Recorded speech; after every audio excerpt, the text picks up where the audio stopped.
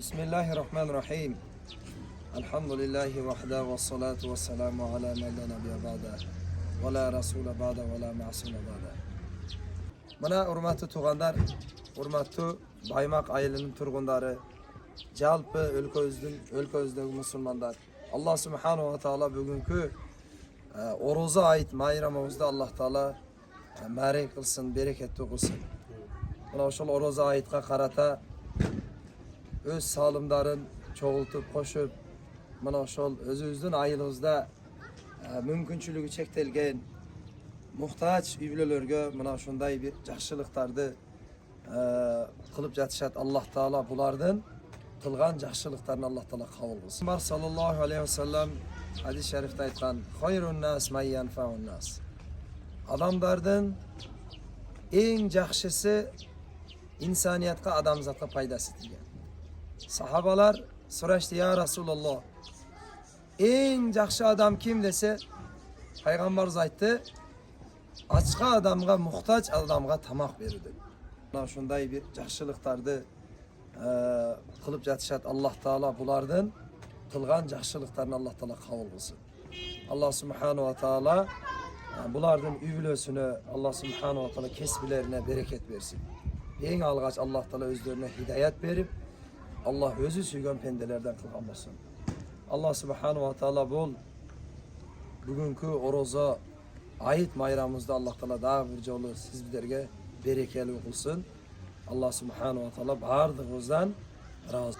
Allah Teala'ga hamdü sanalar olsun.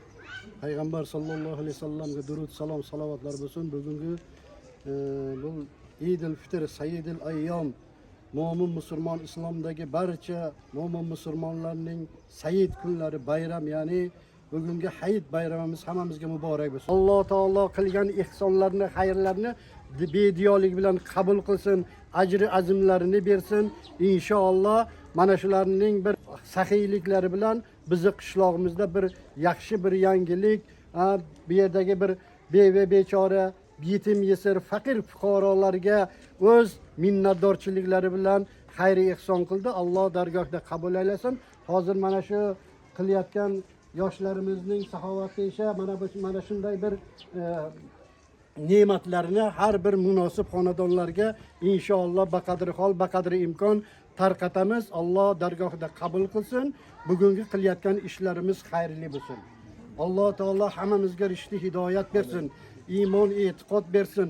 Hammamizni 5 vaqt namozda mukammal qilsin. Allohning rahmatiga, payg'ambar sallallohu alayhi va sallamning shafoatlaridan hammamizni nasib qilsin. Allohim mana shu qishlog'imizda qilayotgan yaxshi, xayrli ishlarimizni bardavom qilsin.